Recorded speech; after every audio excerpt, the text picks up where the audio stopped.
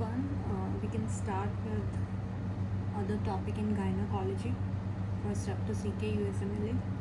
So we can discuss about vaginal discharge. That is a very common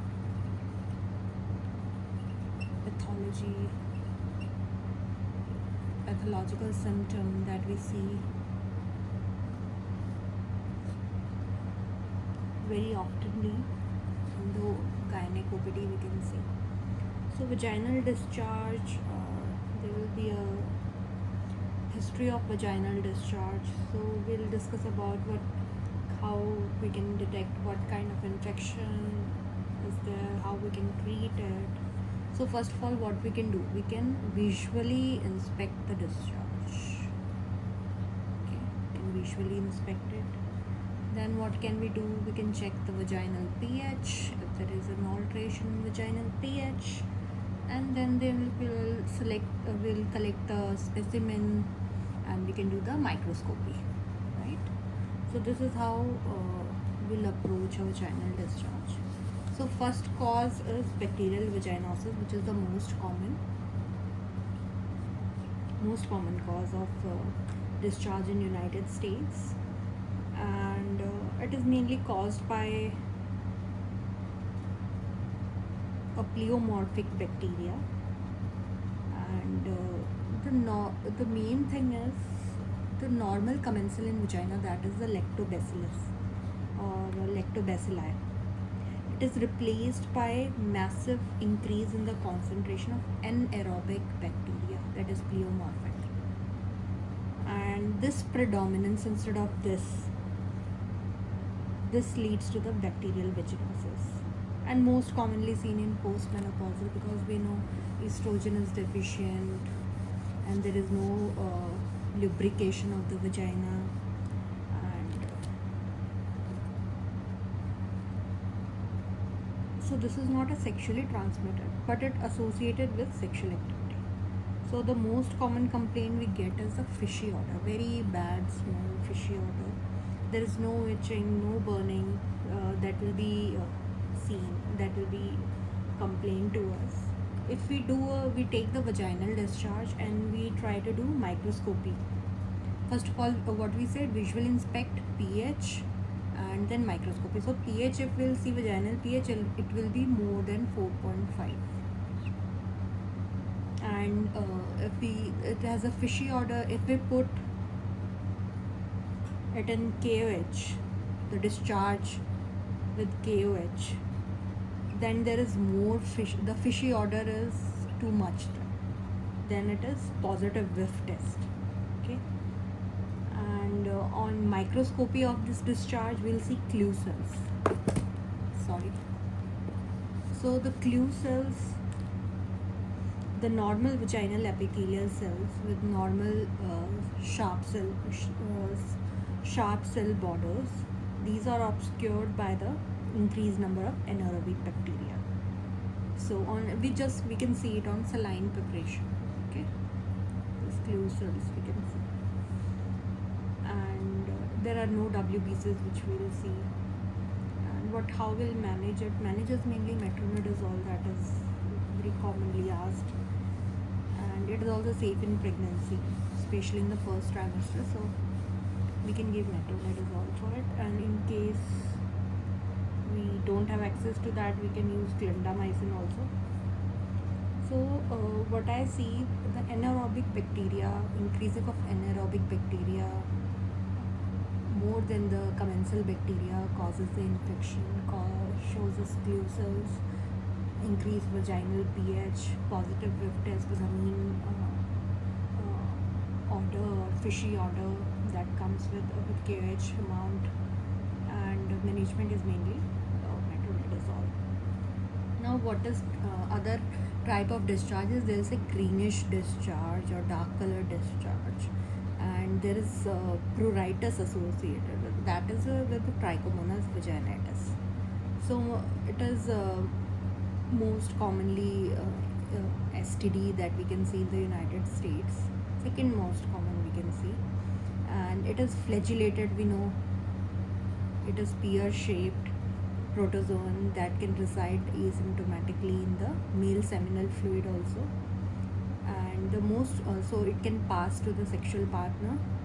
And the most common complaint is the discharge is itchy and burning, and there is painful intercourse. See, none of this was found in bacterial vaginosis. So if we see the vaginal discharge, it appears frothy and green in color, and the vaginal epithelium is inflamed and edematous, and the cervix appears very erythematous, and it gives like a strawberry appearance to it, and vaginal pH is more than 4.5. On microscopic examination, we can see a motile trichomona on saline preparation. And what is the treatment? Again, the oral metronidazole for both the patient and her sexual partner.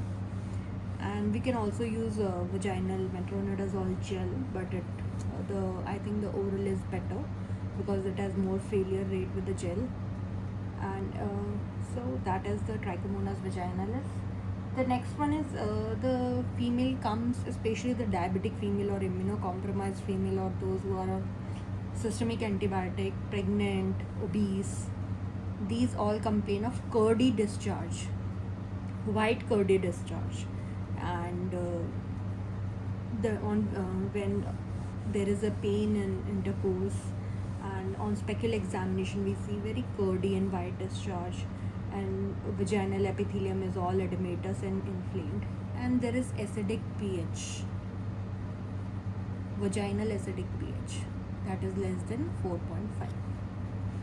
And microscopically what we'll see, it will be pseudohyphae because it is caused by Candida, a yeast. And we can see the pseudohyphae on KOH, and how we'll treat it. We'll treat it with single oral dose of fluconazole, or we can also give a vaginalizole cream. And the symptom, if the sexual partner is asymptomatic, we no need to give treatment to the partner. So these were the three important vaginal infection: bacterial vaginosis, trichomonas, and yeast vaginitis. And now something called physiological discharge is also very commonly seen. It is very watery, physiological, very watery cervical mucus discharge. Okay, and it occurs due to mainly when there is more estrogen, due to increased estrogen, and it's a normal phenomenon. And it mainly occurs if there is prolonged anovulation is there. And risk factors mainly include like chronic anovulatory condition like polyendocrine metabolic syndrome, that was previously polycystic ovarian syndrome. And the most common patient complaint will be there is watery vaginal discharge, and there is no itching or burn. So if we see on speculum examination, there will be abundant mucus discharge, we can see, that is thin and watery. And the vagina epithelium is normal, we don't see any inflammation, and pH is also less than 4.5. And when we see microscopically, we see no WBCs or any hyphae or trichomonas or clusters. So how we manage it? We manage it with steroid contraception with progestin that convert the thin, watery, estrogen dominant cervical discharge to a thick, sticky, progestin dominant mucus. If it is a lot, then only. Otherwise, it does not need. It's physiological. It occurs with increased estrogen predominance in whatever phase of menstrual cycle or due to any physiological condition. And this ends the discharge part. Now we'll come to some vulvar disease. So first of all, it can be benign. So we'll go with the benign. When can we see benign vulvar lesions? These are most commonly, we can see the viral skin infection in children, in sexually active adults, and immunodeficient we see molluscum contagiosum. you see there is always a diagram with a papule with an umbilicated center. So that is the characteristic of this molluscum contagiosum lesions, and it spontaneously regresses on itself, and it's like a box-like vesicular lesion also, and it is mainly transmitted by direct skin contact. So what is the management is observation, and if the lesions don't go away, you can go for curettage or cryotherapy. But it spontaneously regresses in most of the cases. And next we can see in benign lesions of vulva, we can see condylomata acuminata, which is cauliflower-like lesions. We can see on the vulva. These are by HPV 6 and 11 mostly, and there is no malignancy associated with it and the treatment is mainly we treat the lesions only. And what about the other lesions of vulva, like Bartholin cyst, Bartholin gland secretions? So these secretions accumulate, the gland secretion accumulate, and it causes cystic dilation proximal to the obstruction. If this is the obstruction, it will cause a cystic dilation, and this obstruction is caused by the diffuse vulvar edema. If the surrounding tissue is compressing it, and Bartholin cysts are usually sterile, so management is mainly conservative. The treatment that requires active surgical drainage is Bartholin abscess. So abscess is when the cyst get infected with the bacteria like E. coli, Bacteroides, and maybe due to gonococcus also. So how we'll manage that abscess? We'll manage it with incision and drainage, and we'll put a word catheter, very important, under the local anesthesia, so that all the secretions are drainage and there is no accumulation of any secretion and then subsequent bacterial infection. We keep this catheter for around a month so that drainage keeps on occurring. So this was the benign vulvar lesions, and now some of the vulvar lesions which can be pre-malignant and which can lead to some serious thought are first of all we'll go with any squamous hyperplasia. Squamous hyperplasia that can occur. This appears like a whitish diffuse areas with firm and cartilaginous palpation. So if we see histologically, they will be made up of thickened keratin and epithelial proliferation. So what we'll do in this case, we'll use fluorinated corticosteroid cream. And the other pre-malignant lesions can be lichen sclerosis, which appear bluish white papilla, and they coalesce, they combine to form into a greater white plaque, and on palpation they feel thin and parchment like, and they show with the epithelial thinning, and we manage it with clobetasol cream. And the other pre-malignant can be squamous dysplasia. These lesions are white, red or pigmented and multifocal, and they will show cellular atypia restricted to the epithelium, and the only thing is they don't break through the basement membrane, so they are not malignant till now. They are pre-malignant, that's why they are maintaining the integrity of the basement membrane. And appearance looks like of a cervical dysplasia. And what do we do with it? We manage it with excising it surgically. And then there is carcinoma in situ. Appearance is very like vulvar dysplasia, and we find a lot of cellular atypia in the histology in the full thickness, but it still hasn't penetrated the basement membrane. So what we do for management, we do laser vaporization and vulvar wide local excision. And now comes the now we see benign, pre-malignant. Now we'll see the malignant.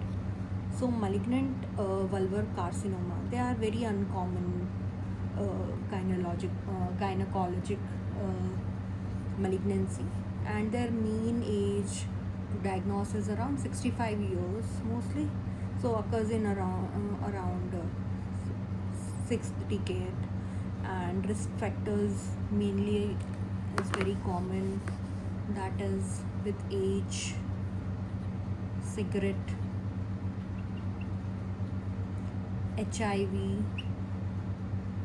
and any pre-malignant lesion. So with all these risk factors, there can be increased risk of malignant vulvar carcinoma. And the most common type of malignant vulvar carcinoma is squamous cell carcinoma. That is the most common, around 90%. And it is invasive carcinoma, and it is associated with what? It is associated with HPV infection, most commonly like in younger women, and in older women, in young, and in older women it is mainly associated with chronic inflammation. So chronic inflammation, and next that we see around 5% is melanoma, and melanoma of vulva. The most common prognostic factor in this case is depth of invasion. Okay.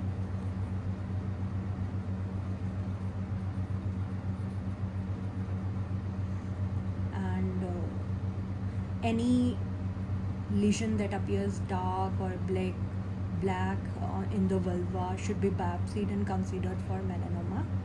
The other important is Paget's disease. Yes, Paget's disease of vulva. It has a red lesion and is most commonly in the postmenopausal white woman. And any red vulvar lesion, if we see, it's a possibility for Paget's. And most of the time it is intraepithelial process. And some cases cause invasion of the basement membrane. And it has high association with this Paget's disease has high association with other type of cancer like GI, genitourinary, and breast cancer.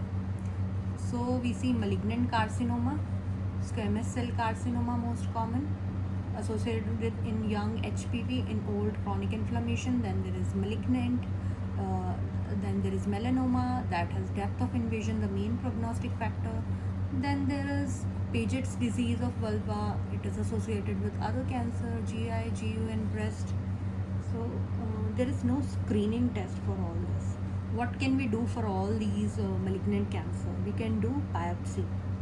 So biopsy and histological diagnosis is always the gold standard to see for the cancer diagnosis. And we can see the pattern of spread. First it will be locally, of course, then it will extend into inguinal lymph nodes, and then it may spread via blood to various distant sites. So we can stage accordingly, and staging is usually surgical, and we use the TNM staging, that is tumor node and metastasis classification.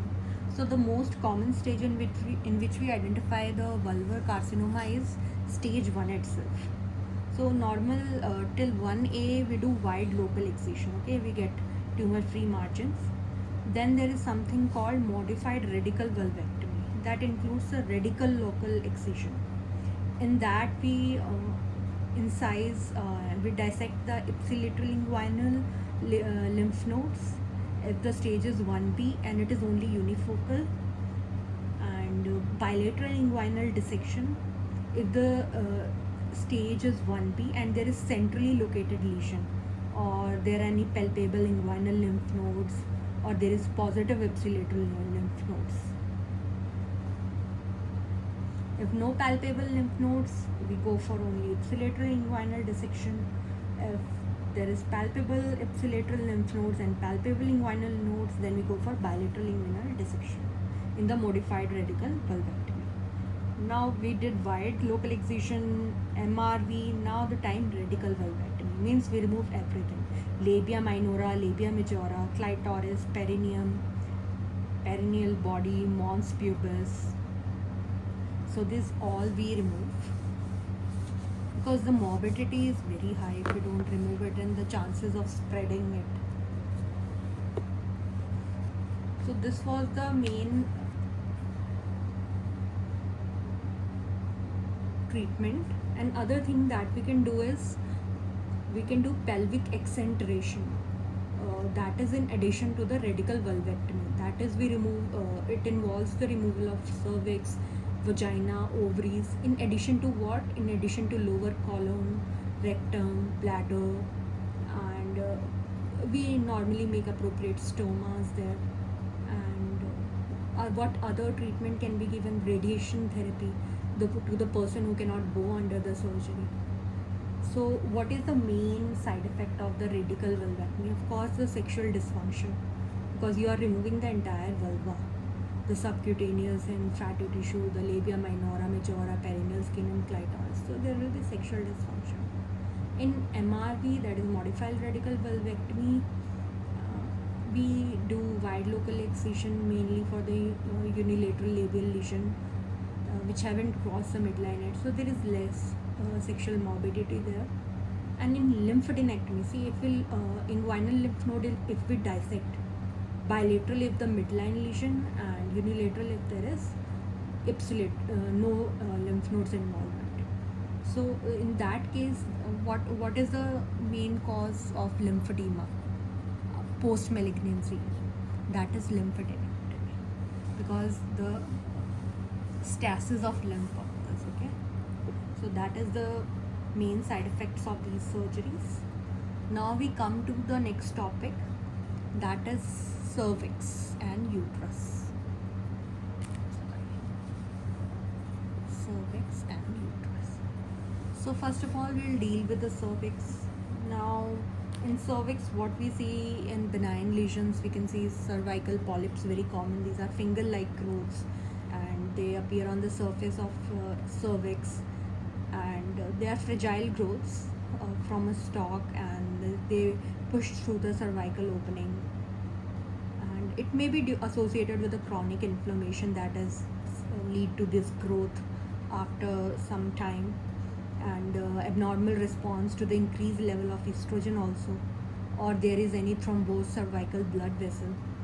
So these are very common, the polyps, and they mainly occur in the multiparous women, older and multiparous women. In most cases, there is only one polyp present rather than a bunch. And what we see in the history is there vaginal bleeding, often after the intercourse, post intercourse. So this bleeding occurs, we can say, intermenstrually, in between two menstrual periods, which are occurring at the normal time and with the normal flow. So cervical biopsy typically will reveal what? It will reveal atypical cells, and we can see the signs of infection. So what will manage it? How will manage the cervical polyps? We'll remove them gently by twisting or tying a surgical string around the base and cutting it off. The base we can remove with electrocautery or laser, and after removing it we can give antibiotics even if there is no infection, to prevent the further infection. And mostly they are benign when they are tested pathologic in the tissues taken from them is tested for histology, and regrowth is very less. The next very important in cervix that occur is Nabothian cyst. I know we all have heard about it a lot.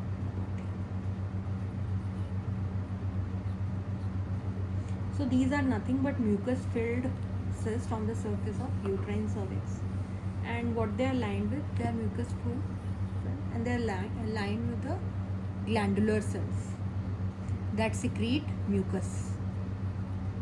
They these glands can become covered by squamous epithelium if they undergo metaplastic changes. Okay, and this is benign. Normally it is benign, but can change into metaplastic condition also. These are the nest of glandular cells, the Nepothian glands. They are on cervix. They have secretions, and these secretions accumulate into smooth, round lump, and these these are found under the surface of cervix. And when they become large enough, we can see and feel them on the cervical examination. It appears like a small white pimple-like elevation, and they can occur in the group or can appear as single, and more common in the women of reproductive age. And the vaginal examination, when we see with the speculum, there will be small and smooth and round lump on the surface of cervix. And colposcopically, when we see, we can distinguish Nepothian cysts from other cervical lesion, which is very important. And management, the treatment is not necessary, because they not necessarily given because they are not malignant, and they are easily cured through electrocautery or cryotherapy, and that can be done in doctor's office. They normally do not clear spontaneously, so that's why mostly people go for electrocautery or cryotherapy in the OPD. And what's next that can occur with cervix? Very common cervicitis. We know the inflammation of cervix. So most common finding what will occur in infection or inflammation, that is the discharge. So there is mucopurulent cervical discharge. Cervix will appear friable, and diagnostic finding will see endocervical bleeding. Just by it's friable, so even if we pass a cotton swab through the endocervical os, it will lead to bleeding. That's that much friable it is. And there is no tenderness associated. And routine cultures can be positive for chlamydia, gonorrhea, and WBC, SRR. Normally they are normal. And treatment, what we'll give? Azithromycin, single dose, or you can give doxy twice a day for 7 days.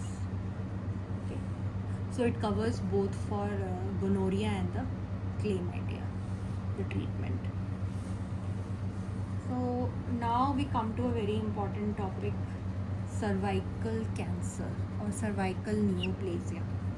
So what is the pre-malignant lesion is usually asymptomatic, and this progression from this pre-malignant to malignant takes years to develop sometimes.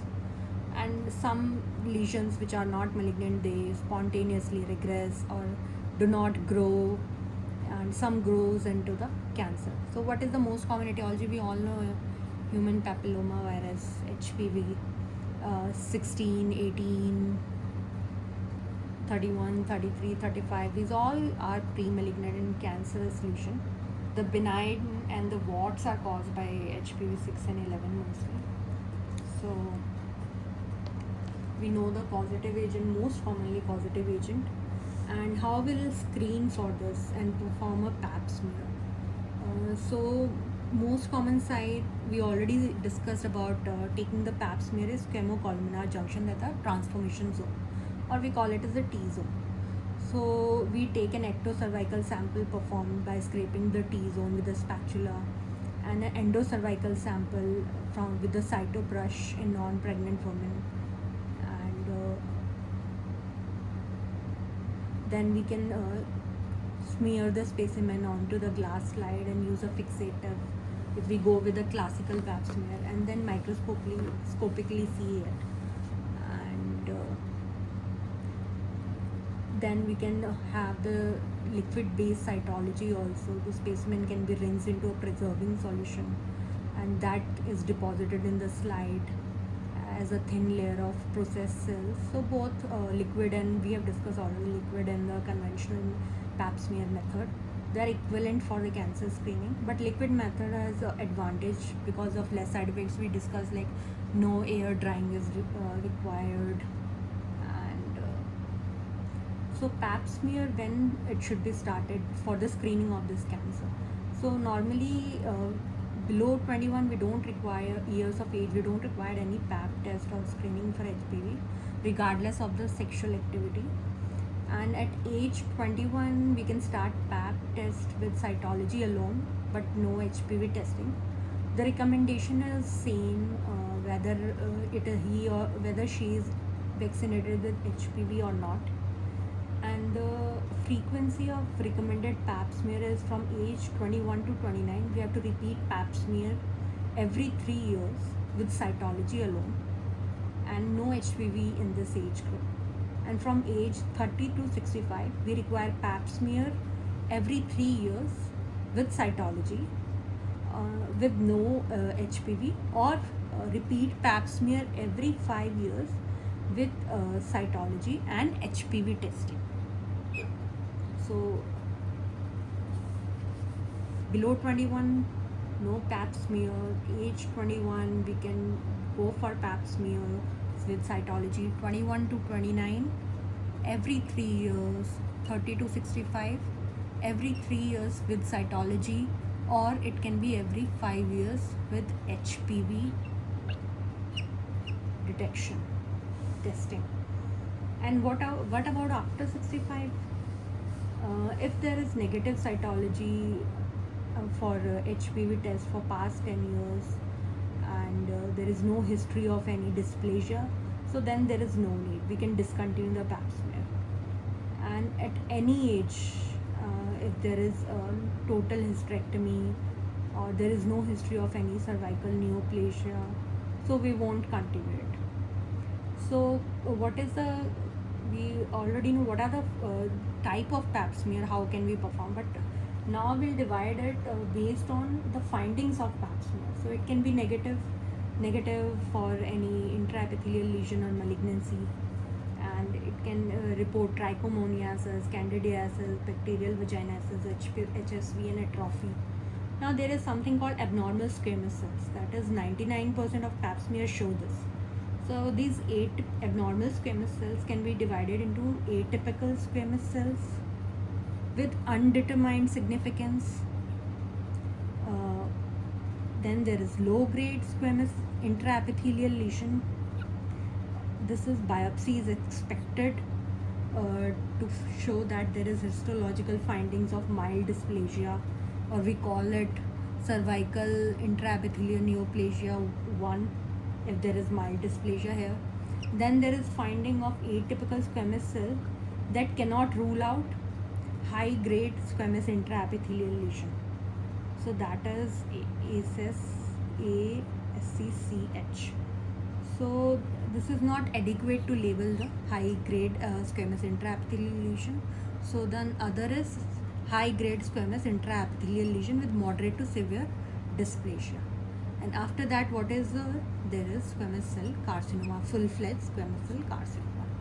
So carcinoma in situ 1 is mainly like low-grade squamous intraepithelial lesion, and then there is high-grade squamous intraepithelial lesion can be moderate to severe. So SIN2 and SIN3 can be in it, and then there is squamous cell carcinoma that can be invasive carcinoma. So we see very mild dysplasia, moderate dysplasia, severe dysplasia, and then the carcinoma in situ.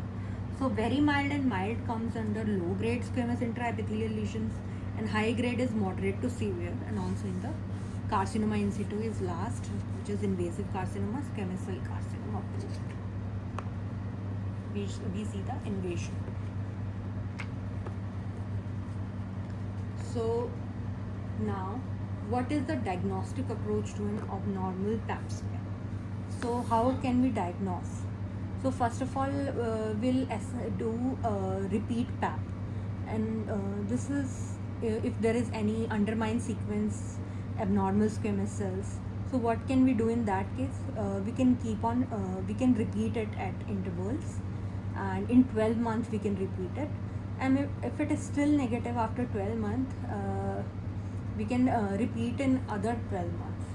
And if it is if the repeat cytology is other than negative, what we'll do colposcopy or biopsy. So if there then if there is HPV DNA testing, the what we'll do in what patients will do it in patients more than 25 years of age with atypical squamous cell which are of their significance is not known till now. So we do liquid based cytology. Then we and if it has already been used in initial PAP, so we'll go for the DNA testing. And if conventional methods were used, we'll do a second PAP, and then we'll perform colposcopy if there is any high risk HPV DNAs identified. And then we can what other modalities like colposcopy for evaluation of low squamous intraepithelial lesion and all patient with high squamous intraepithelial lesion or atypical squamous cells. And it is mainly magnification of cervix for 10x, around 10x, aided by the acetic acid, we already discussed that, and makes the vascular pattern more visible. And we can visualize the T-zone. If it is satisfactory or unsatisfactory, we can take out from the examination. And then there is endocervical curettage, which are non-pregnant patients who have gone under colposcopy will show metaplastic epithelium entering the endocervical canal. So they will undergo endocervical curettage and will biopsy the lesion. Now, ectocervical biopsy, when the biopsy histology is complete, okay, and it is paired with the pap smear. Now the last thing we have already learned, the corn biopsy. We can see if the pap smear is worse than the histology, we'll do corn biopsy and conization of cervix. If it shows any abnormal histology, like there is any lesion in endocervical canal or any micro-invasive carcinoma of cervix, then this can, we have already removed the cone of the cervix and we have removed a part of the cervix which has been affected. And the side effect we already know of it is cervical stenosis. So what we come to know is if there is any undermined significance of atypical squamous cell, repeat cytology in 12 months. If it is negative, then again repeat in 12 months. And we do HPV DNA testing, and if it is positive, then go for colposcopy and biopsy. And if it is low squamous intraepithelial lesion, we go for colposcopy and biopsy. Same is with high squamous intraepithelial lesion. And in high squamous, we can also go to immediate leap. We can with electric wire, we can ablate the abnormal areas too. And so this is how we can see and maintain the monitoring of the carcinoma stages. Now, how we'll manage according to the histology. So observation and follow-up without treatment for the stage 1, which is low squamous intraepithelial lesion.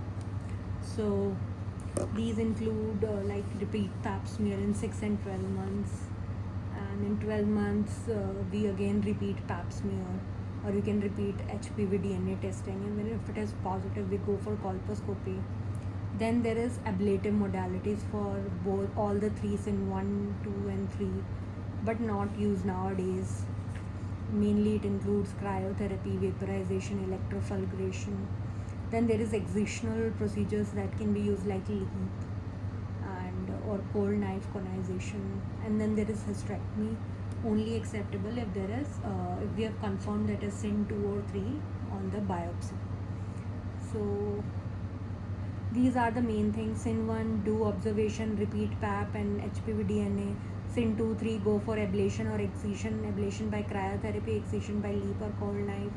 And in SIN 3, go for hysterectomy. And to follow up, we treat patients with either ablation or excision. We repeat the follow-up with repeat pap smear colposcopy. And DNA, or we can do HPV DNA every 4 to 6 months for 2 years. So that's how we follow up. Now this was cervical cancer. Now we go to invasive cervical cancer, that is cervical neoplasia that has already penetrated the basement membrane and cause postcoital vaginal bleeding and irregular vaginal bleeding in advanced stages. There is lower extremity pain and edema. So it is around mean age is around 40 to 45. Around what we can do, we can diagnose it with cervical biopsy, or we can do the chest x-ray, IVP, cystoscopy, sigmoidoscopy to see for if the metastatic workup, we can see if the cancer is spread to all these places. An imaging study we can do, and that is abdominal pelvic CT or MRI for clinical staging. So staging is mainly clinical based on pelvic examination, and it includes intravenous pyelogram, cystoscopy or proctoscopy, but it does not require surgical procedure other than biopsy. Stage 1 is the most common stage that we diagnose it with.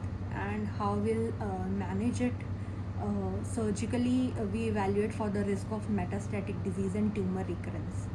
So if metastatic disease to lymph nodes, or there are tumor size more than 4 centimeter, or there is very poorly differentiated lesions or positive margins, so we go with the surgical excision, and patient with these findings are offered, if these findings are mainly offered adjuvant therapy like radiation therapy and chemotherapy.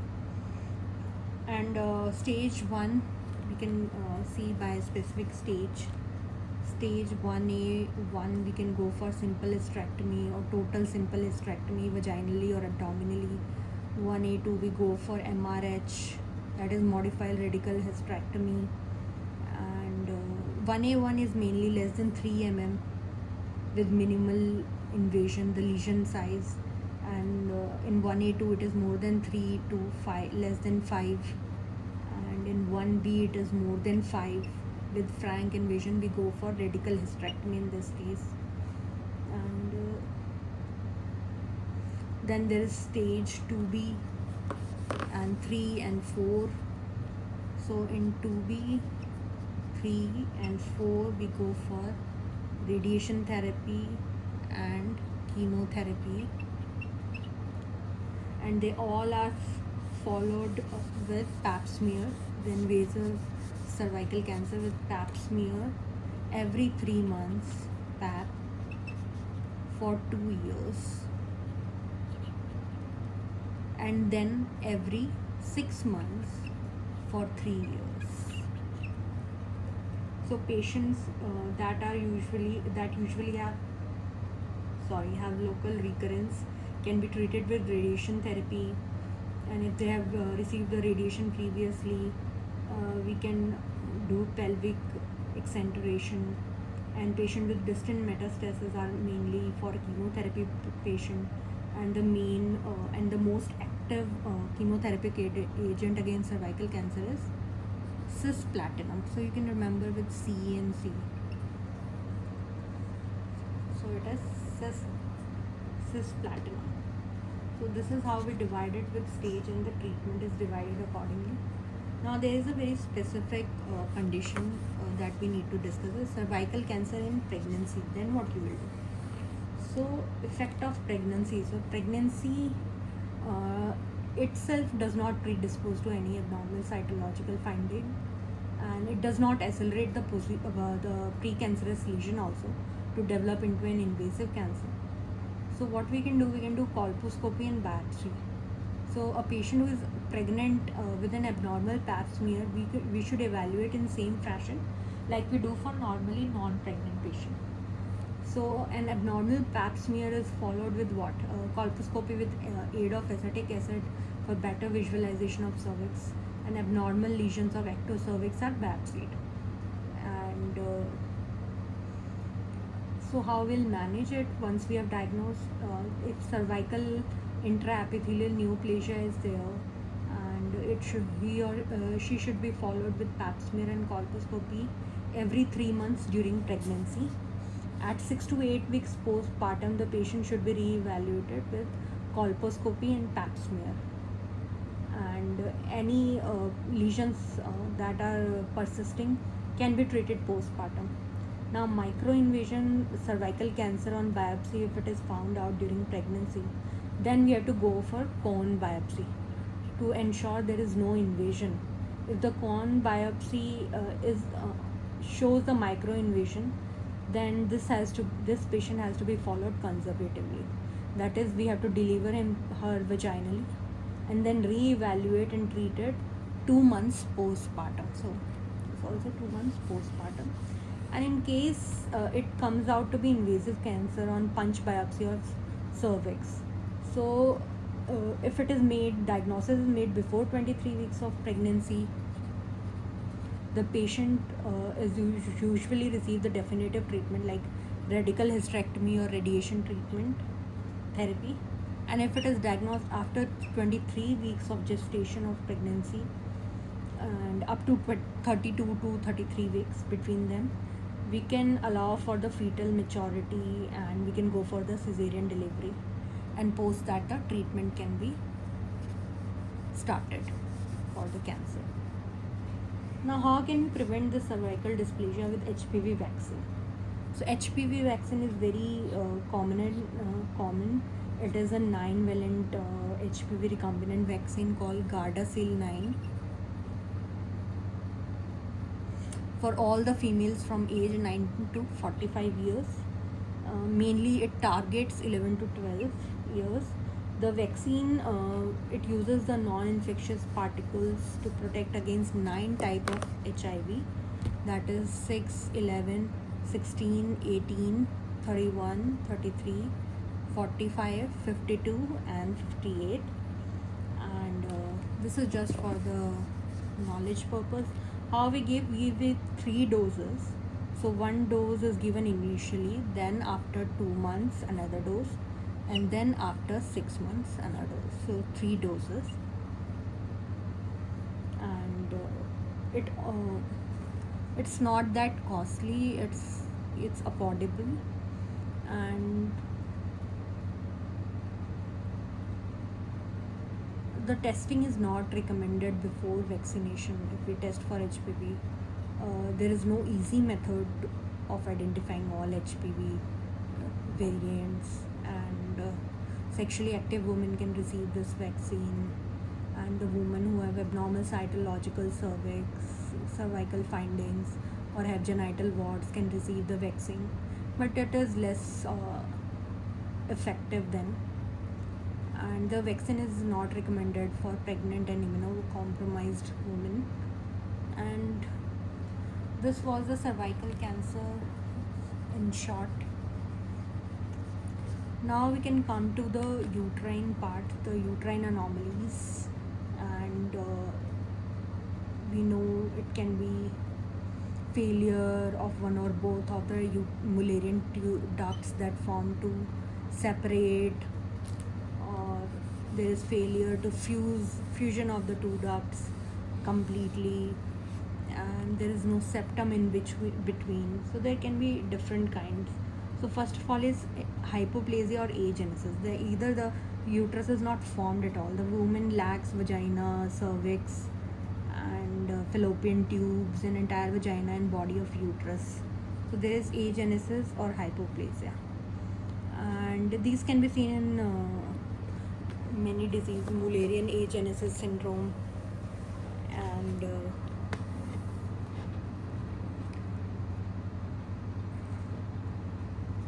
now the anomalies are like unicornuate uterus can be there when one of the Mullerian duct failed to form. So a single horn of uterus developed from the healthy Mullerian duct, and this single horn stands alone, and this is why it is called unicornuate uterus. And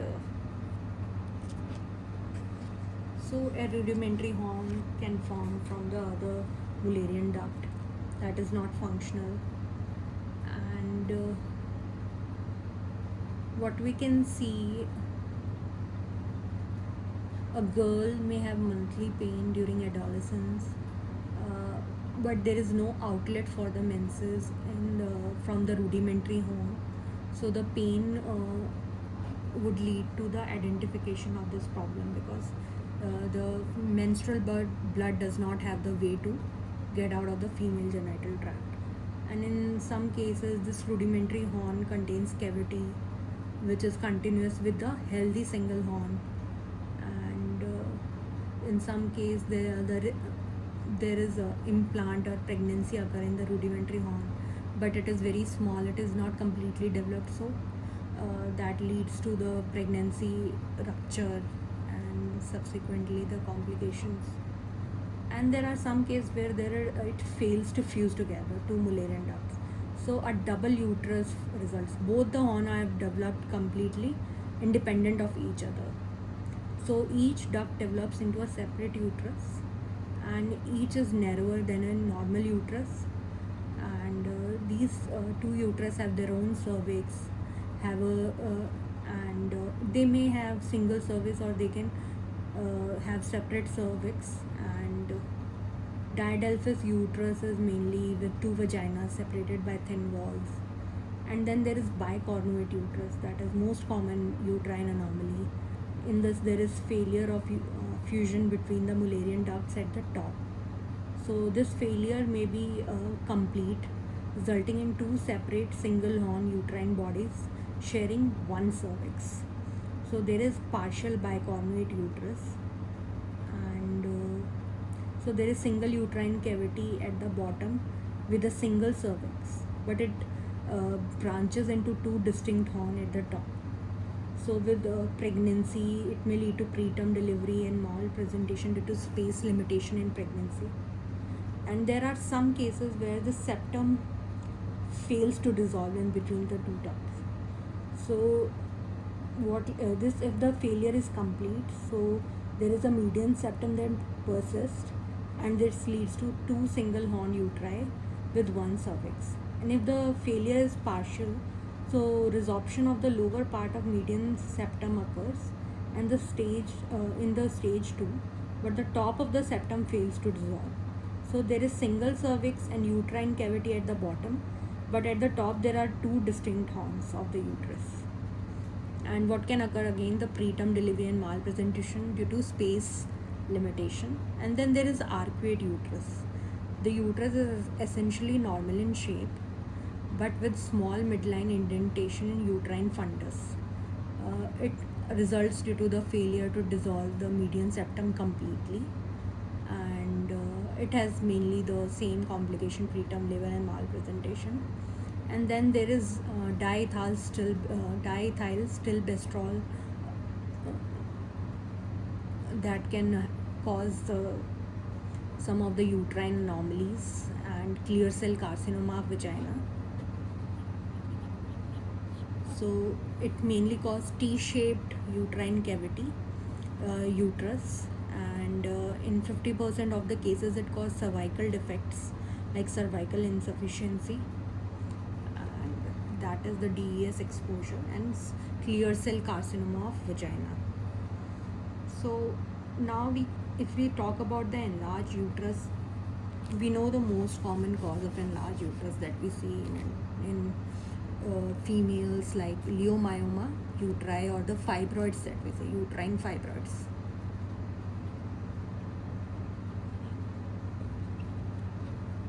So it can be these fibromuscular or smooth muscle growth of myometrium, the more common in black women than in white, 5 times more common. They can be intramural, which is the most common location, that is within the wall of uterus. Okay, they can be within the wall of uterus. Then they can be submucosal, okay, beneath the endometrium, and they distort the uterine cavity, you can see, and they may be responsible for normal hormonal fluctuation and intermenstrual bleeding. Abnormal vaginal bleeding occurs in the submucosal. This is intramural. The most common side effect of this submucosal is they bleed easily because they are lined by the endometrium, and they lead to heavy menses and irregular bleeding. And other is subserosal, which is beneath the uterine serosa. As they grow, they distort the cavity of the uterus, and they cause firm and non-tender asymmetry to the uterus, and they put pressure, if this is the uterus and this is the bladder, this is the rectum. So if these fibroids first, they have distorted the cavity and they're putting pressure on the bladder in the front and then on the rectum on the back. So it can lead to constipation as well as the urinary symptoms. And these subserosal ones, they are pedunculated and they're attached to the uterus by a stalk, and they break away from the uterus and they receive their blood supply from another abdominal organ like omentum, or they can use the blood supply from mesentery of intestine. So what are the changes in the size of the uterus in the reproductive life of women? So first of all, so these changes in the size of these fibroids are dependent on the reproductive life stage of the woman. So there is slow stage and slow growth. Most leiomyomas goes through it, and they are only massive when there is increased pelvic and they're only massive when and cause increased pelvic pressure symptoms. That's how we diagnose. Sometimes rapid growth, so these estrogen receptors are increased in leiomyomas. So there is if there is pregnancy, the case of high estrogen, so in that case they will grow rapidly, and they can undergo degeneration during the time of growth. These may outgrow the blood supply, which may result in the ischemic degeneration of the fibroids. And common degeneration that can be seen is, we study it in OBS also, hyaline, calcific, and red degeneration that occur in the pregnancy. And these are they cause extreme, this red degeneration cause extreme acute pain that patient can require hospitalization, and it occurs in the pregnancy most commonly, we already know. And then what can happen, it can grow slowly, it can grow rapidly depending on the stage of life, if she's pregnant or not. And it can undergo shrinkage also. So it occurs post-menopausally, it occurs shrinkage because the estrogen level goes down. So the one which are dependent on the estrogen for the growth, so they will shrink. Now what we can, how we can examine and diagnose them? So we can do pelvic examination, and we can see enlarged asymmetric on the pelvic examination, and enlarged asymmetric non-tender uterus, and it is like size of a pregnant woman, around 12 weeks we can say gestation. And on transabdominal or transvaginal ultrasound, we can see the large intramural myomas or subserosal myomas. And if we infuse any saline, we can see submucosal myomas by instilling around 5 to 10 ml of saline into uterine cavity before visualizing the uterine cavity with the endovaginal sonogram probe, so that it is more pronounced and more seen with distinctive margins. And then there is hysteroscopy, directly we can see the uterine cavity for the submucosal myomas. And then histology, of course, there is definitive diagnosis, we can excise the tissue and do histological diagnosis of a leiomyoma. And how can we manage? We can manage it conservatively with regular pelvic examination to see its growth, and pre-surgical shrinkage we can do with the GnRH analog therapy. If it is given in pulse, it causes the hyperestrogenic state, but if it is given continuously, so there is no pulsatile secretion of GnRH. If there is no pulsatile secretion of GnRH, the LH and FSH goes down, and so does the secretion of the estrogen and the progesterone. So it leads to hypoestrogenic state. Initially hyper, then hypo, and it leads to 60 to 70% reduction in size of the fibroids. And the name of the drug that is most commonly used is Luprolide, come with a drug name Lupron, and it is given for 6 months. And if it is stopped, mainly the growth can occur within few months. So it is for temporary pre-surgical shrinkage. And if a myomectomy is done, so decrease in size will be associated with decrease in blood loss. And if we plan a hysterectomy to remove the entire uterus, so we usually do it with vaginal route instead of abdominal, because it's a natural orifice we are going through. We are not putting any incision on the continuous lining of the skin.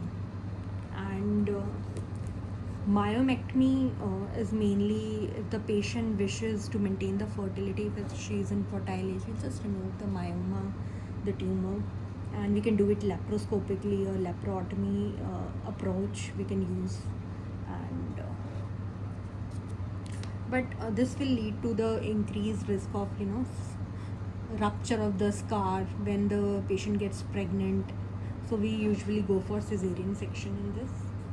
And the other thing that we can do is embolization. That is, the embolize the blood vessel that is supplying these myomas. Okay, and these microspheres are injected that cause ischemia and necrosis of the myoma. These microspheres occlude the lumen of the vessel, small vessels and capillaries that are supplying it, and it cause its shrinkage. And hysterectomy we can do it when the family is complete and the childbearing is complete. So it is the definitive treatment, of course. So we can go for observation with serial pelvic examination. We can do pre-surgical shrinkage, leuprolite. We can do myomectomy to preserve the fertility. We can go for embolization to preserve the uterus, and we can go with hysterectomy once the family is complete. Now, what is it compared with is adenomyosis. Adenomyosis is ectopic endometrial gland and stroma, which are located in the myometrium of uterine wall. And what is it? It has diffuse involvement of myometrium. That is why the lesion is called adenomyoma. And it is surrounded by a pseudocapsule, and it is symmetric and enlarged. And what was leiomyoma was not symmetric, it was asymmetric, because there are different size of fibroids going. So uterus gives a different shaped, altered shape of uterus and asymmetric. And that was not tender, but adenomyosis was tender uterus and in absence of pregnancy. And so we see symmetric, soft and tender uterus in adenomyoma comparative to the asymmetric, firm and non-tender uterus of the leiomyoma. So most common symptom is what? Dysmenorrhea and menorrhagia in adenomyosis, and the uterus is globular and diffusely increased in size. And we can do ultrasound and MRI imaging to see the uterus, enlarged uterus with cystic areas within the myometrial wall. So what we can do for treatment is we can give levonorgestrel, that is progesterone intrauterine in intrauterine system. These cause decreased heavy menstrual bleeding that occur with it. And we can go for surgery in the form of hysterectomy if we need the definitive treatment. So this is the difference between adenomyoma and leiomyoma. Next we come to the endometrial neoplasia. So there is something called postmenopausal bleeding, and it occurs after menopause, and it is considered to be in menopause. A patient is considered to be in menopause after 3 continuous months of cessation of menses and elevated gonadotrophins. So it occurs around 52, median age 52, and it is most common malignancy, endometrial carcinoma, in the age around 61 or 60s. And what it is associated with is Lynch syndrome, the endometrial carcinoma with Lynch syndrome. And in patient with Lynch syndrome, we can see endometrial cancer is 10 to 20 times more risk of happening, and there is no screening test for this. And differential diagnosis we can see of postmenopausal bleeding if it occurs endometrial carcinoma, or there is due to vaginal atrophy, and there is any hormone replacement therapy, that is due to increased estrogen and increase the vessels, and their bleeding can occur through it. And most common cause of this bleeding, postmenopausal bleeding, is endometrial atrophy or vaginal atrophy. That occurs due to decreased estrogen, and there is painful coitus, and there is no lubrication of vagina, and it can lead to the bleeding, and it can be painful. And what is the main cause of this endometrial carcinoma is estrogen is unopposed estrogen increased, and that causes the stimulation of endometrium, and there is no stabilizing effect of progesterone nullifies the estrogen effect of endometrial hyperplasia. So there is only estrogen and estrogen due to obesity or hypertension in diabetic patients, or other drugs like they are on tamoxifen, and there is nulliparity, which have not undergone any nulliparas have not undergone any anovulatory stages of decreased estrogen, and there is late menopause, there is prolonged menstrual phase, there is prolonged period before menopause, and there is chronic anovulation condition like previously called PCOD. And so estrogen exposure in any way, whatever is the cause, the unopposed estrogen exposure leads to this. So what can we diagnose it with? We can diagnose with endometrial biopsy, of course, and we can use transvaginal ultrasound also to see the endometrial thickness. So endometrial sampling can be done, and in this initial diagnostic, it is the initial diagnostic test in postmenopausal bleeding, and it has low complications.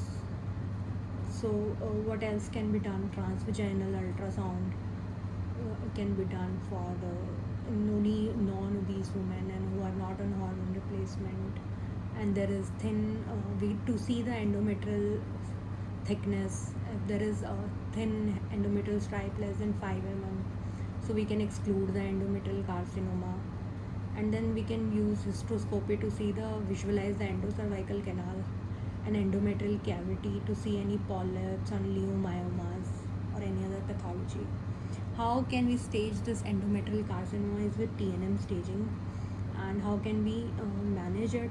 So if the histology of the endometrium reveals atrophy and there is no cancer and the patient is bleeding from atrophy, then we can treat with just vaginal estrogen or the hormone replacement therapy with estrogen and progesterone.